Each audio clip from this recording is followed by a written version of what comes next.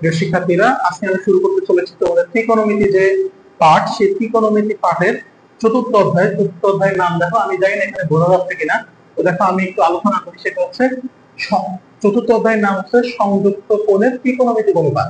দেখো এই অধ্যায় থেকে আমাদের বেশ কয়েকটা ইম্পর্টেন্ট ম্যাথ হচ্ছে যেগুলো ডুয়েটে বারবার করে আসছে। যে দেখো যে ম্যাথটা আমি তোমাদের এখানেও লিখে রাখছি, এই ম্যাথটা আমাদের ডুয়েটে বেশ কয়েকবার আসছে।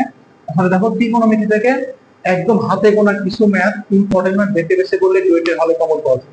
আমি ওই ম্যাথ গুলাই তোমাদের বেছে বেছে পারবো, আশা করি তোমরা নোট করবে। তো নোট করলে দেখবে যে ত্রিকোণমিতি টপিকটা তোমার গাদি পড়েছে, তোমার সমস্যা হচ্ছে না। তো দেখো আমার ত্রিকোণমিতি, আজকে দেখো ত্রিকোণমিতি পার্ট আলোচনা করার আগে বা ত্রিকোণমিতি পার্টে ম্যাথ শুরু করার আগে আমি তোমাদের একটা টপিক নিয়ে কথা বলতে চাই। সেটা হচ্ছে কি, দেখো গাজীপুরে বা তুমি যেখানেই বলো, তুমি যাকে জিজ্ঞাসা করো দেখবে যে অধিকাংশ বলবে যে আসলে ত্রিকোণমিতি পার্ট হচ্ছে মুখস্থ। আসলে দেখো এই পর্যন্ত আমরা যত কিছু পড়ে আসছি, সেই ক্লাস 1 থেকে শুরু করে এই পর্যন্ত, আসলে দেখো মুখস্থ বাদে কোনটা, সবই তো আমাদের মুখস্থ করা লাগে। মুখস্থ বলতে বলতে সবই তো আমাদের মনে রাখা লাগে, তাই না? দেখো আমরা আসলে মুখস্থ তো সবই করি, কিন্তু যে আমরা বুঝে বুঝে পড়ি, পড়তে পড়তে যার মুখস্থ হয়। আসলে দেখো ত্রিকোণমিতি পাঠটাও ওরকম। হ্যাঁ, আমি এটাও বিশ্বাস করি যে ত্রিকোণমিতি পাঠ স্বাভাবিক জ্যামিতি পাঠের মতো না। কারণ আমি সবসময় এরকম বলি, আসলে জ্যামিতি পাঠ হচ্ছে কথা বলতে পারে। কথা বলতে পারে মানে কি, যে ম্যাথের বাংলা লেখা থাকে সেই ম্যাথটা কথা বলতে পারে। এখন যে ব্যক্তি কথা বলতে পারে তার সাথে কথা বলা সহজ। এখন মনে করো তুমি একটা বোবা ব্যক্তির সাথে কথা বলছো, হয়তো তার সাথে যদি তোমার কথা বলতে হয়, সে তো কথা বলতে পারে না। তোমাকেও যেমন আকার ইঙ্গিতে বোঝাইতে হবে, তাকেও তার কথা কি তোমার আকার ইঙ্গিতে তোমাকে কি করতে হবে, বুঝতে হবে। আসলে ত্রিকোণমিতি টপিকটা এরকম, সে বোবা প্রাণী, তার সাথে তোমাকে কি করতে হবে, আকার ইঙ্গিতে কথা বলতে হবে। তো দেখো এই জন্য আমরা এই জ্ঞান করার ক্ষেত্রে আমরা তার আকার ইঙ্গিত দেখে তার সাথে আকার ইঙ্গিতে কথা বলা ট্রাই করব। তো দেখো এইটা আমি বললাম খুবই ইম্পর্টেন্ট ম্যাথ, ডুয়েটে আসা ম্যাথ। এটা ডুয়েটে বেশ কয়েকবার আসছে, ভবিষ্যতেও আসবে বলে আশা করা যায়। তো দেখো এরকম আছে, যদি x সমান r sin থিটা প্লাস 45 এবং y সমান r sin থিটা মাইনাস 45 হয়, তবে প্রমাণ করো যে x square plus y square সমান r স্কয়ার। এখন দেখো ত্রিকোণমিতি আমাদের যে ম্যাথ আছে, আমাদের ত্রিকোণমিতি 2 থেকে 3 ধরনের ম্যাথ আছে। একটা হচ্ছে প্রমাণ করতে বলে, একটা দেখাইতে বলে। প্রমাণ করা দেখানো একই কথা। এক টাইপের ম্যাথ আছে সমাধান করতে বলে। তো দেখো প্রত্যেকটা ম্যাথ আমরা করার সময় একটু বুঝে বুঝে করার চেষ্টা করবো। দেখো এখানে আমার x এর মান দেওয়া আছে, y এর মান দেওয়া আছে, আমার r এর মানটা বের করতে হবে। তাহলে দেখো, তাহলে এই ম্যাথের এইটা আমার কি লেফট হ্যান্ড সাইড, এটা আমার রাইট হ্যান্ড সাইড। দেখো এই ম্যাথটা আমরা কোথা থেকে শুরু করবো বলতো? যেহেতু আমার মান দেওয়া আছে x এর মান, অবশ্যই আমরা লেফট হ্যান্ড সাইড থেকে শুরু করবো। লেফট হ্যান্ড সাইড আছে x square plus y square. এখন দেখো তাহলে এই মানগুলো এখানে বসাই দিই। r square sin square theta plus 45 plus y এর মান হচ্ছে r স্কয়ার sin স্কয়ার। যেহেতু y এর মান দেওয়া আছে r, তাহলে যেহেতু এর উপর স্কয়ার আছে, তাহলে এগুলোর উপর স্কয়ার হবে, থিটা মাইনাস 45। তোমরা একটু এখানে ডিগ্রি দিও, আমি অনেক সময় এগুলোতে ডিগ্রি মিস্টেক করতেছি, কিন্তু তোমাদের ডিগ্রি দিতে হবে। এখন দেখো এই দুইটার ভিতরে কি কমন আছে বলো তো?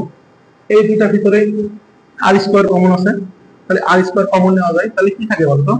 sin square theta plus 45 plus sin square theta minus 45। এখন দেখো আমার প্রমাণ করতে বলছে দেখো আর, তাহলে দেখো আমার যদি আর এর মান বের করতে হয়, যে কোনো ভাবে এটার মান 1 রাখতে হবে। এখন তুমি হয়তো বলতে পারো ভাই sin square plus sin square এটা তো 1 হয় না, কিভাবে করব? এইগুলোকে আমাকে কিন্তু সিস্টেম করে করতে হবে। দেখো আমি একটা তোমাদের সূত্র পড়ায় আসছি, sin square a plus whole square a সমান 1। তাহলে দেখো আমার এই কোণের মান যদি সেম থাকে, একটা যদি sin থাকে একটা যদি cos থাকে, তাহলে সেটা আমরা 1 লিখতে পারি। তো এইটাকে আমরা একটু সিস্টেম করে দেখো ওই সূত্রে নিয়ে যাব। আচ্ছা দেখো এই জায়গাটা দেখো এরকম লেখা যায় কিনা, sin square 90 plus theta minus 45। দেখো তুমি যদি 90 ডিগ্রি থেকে 45 ডিগ্রি বাদ দাও, তাহলে তোমার 45 ডিগ্রি থাকে, সেটা সেটাই আছে। মানে দেখো এই লাইন আর এই লাইনের ভিতরে কি কোনো পার্থক্য নেই। যেহেতু দেখো আমি সাইনকে কসে কনভার্ট করতে হবে, একটা সাইনকে কবে কনভার্ট করতে হবে, তাহলে অবশ্যই এখানে কি আমার যদি 90 ডিগ্রি ফর্মে আনতে হবে, এই যে n * 90 প্লাস মাইনাস থিটা। তাহলে দেখো এইটা যদি আমার থিটা হয় সম্পূর্ণটা, তাহলে 90 প্লাস থিটা, এখানে n এর মান 1, আর n এর মান যদি 1 হয় তখন তোমার কি হয়ে যাবে, সাইন কি হয়ে যাবে, cos হয়ে যাবে। তো দেখো প্লাস sin স্কয়ার কত হবে, থিটা মাইনাস 45। তাহলে দেখো তাহলে r স্কয়ার, তাহলে দেখো এখানে n এর মান কত 1, তাহলে sin অবশ্যই কি হবে, cos, তাহলে cos স্কয়ার থিটা মাইনাস 45। এখন তুমি বলবা ভাই প্লাস হবে নাকি মাইনাস হবে? আসলে দেখো আমি একটু তোমাদের যদিও একটু দেখাই দিই, কিন্তু আমি তোমাদের পরে বলে দিচ্ছি আসলে এগুলো আমাদের এইভাবে চেক করা লাগবে না। কেন চেক করা লাগবে না সেটা আমি তোমাদের আলোচনা করতেছি। তাহলে দেখো 90 প্লাস থিটার মান মানে এইটুকু থিটা মানে 90 থেকে একটু বেশি, এই পর্যন্ত 90 এই ঘরে তোমার সাইনের মান কি হচ্ছে পজিটিভ, তাহলে অবশ্যই এটা পজিটিভ হবে। এখন যদি পজিটিভ নাও হয়, দেখো সাইনের উপর স্কয়ার আছে মানে কজের উপর স্কয়ার আছে, তাহলে মাইনাস আসলে তো স্কয়ারের কারণে কি হয়ে যাবে, ওটা প্লাস হয়ে যাবে। তো যদি আমাদের কোন ম্যাথে দেখো এরকম স্কয়ার আছে তাহলে প্লাস মাইনাস আমাদের চেক করার দরকার নেই, তোমরা চাইলে করতে পারো, কিন্তু না করলে তো আমাকে মাইনাস আসলেও স্কয়ারের কারণে প্লাস হয়ে যাবে, প্লাস আসলেও তো প্লাসই থাকবে। তাহলে দেখো এটা সাইন স্কয়ার থিটা মাইনাস 45। তাহলে দেখো এই যে cos স্কয়ার এটা যদি a হয় এটা যদি a হয়, তাহলে এই যে cos square plus sin square সমান। এখন তুমি আমাকে আবার বলতে পারো যে ভাই এখানে সামনে তো cos স্কয়ার আছে, ওখানে পরে cos স্কয়ার, এটা কি 1 লেখা যায়? দেখো প্লাসের ক্ষেত্রে সামনের পিছনে থাকে একই কথা, মাইনাসের ক্ষেত্রে গেলে সেটা একটু ঝামেলার ব্যাপার। তাহলে দেখো sin r স্কয়ার সমান 1, তাহলে এটাই কি আমার r স্কয়ার, তাহলে এটাই আমাদের কি রাইট হ্যান্ড সাইড। আর যেহেতু আমাকে প্রমাণ করতে বলছে তাই এটা আমার কি, আশা করি এই ম্যাথটা আমি তোমাদের খুব সুন্দরভাবে বোঝাতে পারছি। চলো আমরা পরবর্তী আরো একটা ইম্পর্টেন্ট ম্যাথের দিকে যাই। প্রিয় শিক্ষার্থীরা দেখো আমি তোমাদের মাঝে আরো একটি ইম্পর্টেন্ট ম্যাথ নিয়ে হাজির হয়েছি। দেখো এই ম্যাথটা এরকম বলতেছে, যদি sin থিটা সমান 5/13 এবং থিটার মান 90 ডিগ্রি থেকে বড় হয় এবং কি হয় বলতো 180 ডিগ্রি থেকে, আমি বলি 90 ডিগ্রি মানে পাই বলতে 180 ডিগ্রি, তাহলে 180 যদি দ্বারা ভাগ করে 90 ডিগ্রি, এটা পাই মানে 180 ডিগ্রি। তাহলে দেখো থিটার মান 90 থেকে বড় আবার কি বলতো 180 থেকে ছোট হয়, তবে প্রমাণ করো যে tan theta plus sec minus theta cos theta plus cosec minus theta equal to কি বলতো 3/10। এটা প্রমাণ করতে হবে। দেখো তো তাহলে আমি লেফট হ্যান্ড সাইড থেকে শুরু করব নাকি রাইট হ্যান্ড সাইড থেকে শুরু করব? দেখো লেফট রাইট হ্যান্ড সাইডে শুধুমাত্র 3/10 আছে, 3/10 থেকে কি আমাদের tan sec আনা সম্ভব? তাহলে মানে আনা যাবে না এরকম না, আনা যাবে, কিন্তু জটিল প্রসেস, আমরা তো জটিল প্রসেসের দিকে যাব না, আমরা সহজ বেশি। তাহলে এটা আমরা লেফট হ্যান্ড সাইড থেকে শুরু করব। তো দেখো সলিউশন লেফট হ্যান্ড সাইড, তাহলে লেফট হ্যান্ড সাইড দেখো তাহলে এখানে আছে tan থিটা প্লাস কি sec minus theta theta plus cosec minus theta. দেখো আমি তোমাদের কিছু সময় আগেই তোমাদের পড়িয়ে আসলাম sec sec আর cos মাইনাস কে কি করে হাওয়া করে দেয়, ভ্যানিশ করে দেয়, মানে খেয়ে ফেলে। তাহলে এটা কি বলতো tan theta plus sec theta হবে, কারণ sec মাইনাস থিটা মানে কি প্লাস sec থিটা। কিন্তু কোসেক কি ভ্যানিশ করে? কোসেক কিন্তু ভ্যানিশ করে না। তাহলে দেখো মানে মাইনাস প্লাস মাইনাস একবারে মাইনাস কোসেক থিটা। এখন দেখো যদি তোমার এই মানগুলা বের করতে হয়, তোমার প্রশ্নে দেওয়া আছে কার মান বলতো, শুধুমাত্র সাইনের মান দেওয়া আছে, কিন্তু তোমার tan এর মান লাগবে, sec এর মান লাগবে, cot এর মান লাগবে, cosec এর মান লাগবে।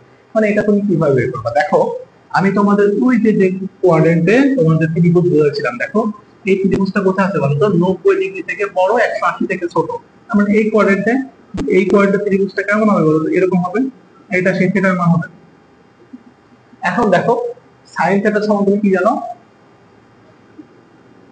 লম্ব বাই অতিভুজ। কিন্তু তোমার tan সমান কি যাবে, লম্ব বাই ভূমি লাগবে, তাহলে ভূমির মান লাগবে, তুমি যেটা ক্যালকুলেটরে চাপ দাও, মানে এই যে তোমার পিথাগোরাসের উপপাদ্য অতিভুজ স্কয়ার সমান লম্ব স্কয়ার প্লাস ভূমি স্কয়ার, ওখান থেকে তুমি ভূমির মানটা পাবা হচ্ছে 12। এখন দেখো আমি তোমাদের যখন ম্যাথ এই ত্রিভুজের টপিক নিয়ে আলোচনা করছিলাম, আমি তোমাদের বলছিলাম এই বরাবর যেহেতু x এর মান নেগেটিভ, এখানে অবশ্যই কি হবে নেগেটিভ হবে।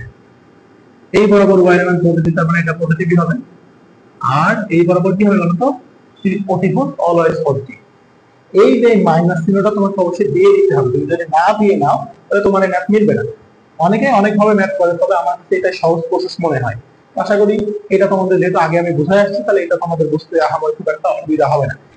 এই সেম টাইপের ম্যাথ আমাদের সামনে আরো একটা আছে, আমরা ওই ম্যাথটাও এই সেম নিয়মে সমাধান করব। হ্যাঁ, তাহলে দেখো তুমি tan থিটা সমান কি জানো, লম্ব বাই ভূমি, তাহলে লম্ব বাই ভূমি, তাহলে minus 5/12 plus sec theta, sec কার উপর cos এর উপর, তাহলে cos মানে কি বলতো ভূমি বাই অতিভুজ, তাহলে এটা সমান কি হবে অতিভুজ বাই ভূমি, তাহলে প্লাস মাইনাস অবশ্যই কি হবে মাইনাস, তাহলে 13/12 cot, cot সমান কি ভূমি বাই লম্ব, তাহলে মাইনাস 12 বাই কত 5 মাইনাস cosec, কোসেক কার উল্টা সাইনের উল্টা, তাহলে সাইন যদি 5/13 হয় অথবা এখানে সাইন সমান লম্ব বাই কি অতিভুজ, তাহলে অবশ্যই কি অতিভুজ বাই লম্ব হবে।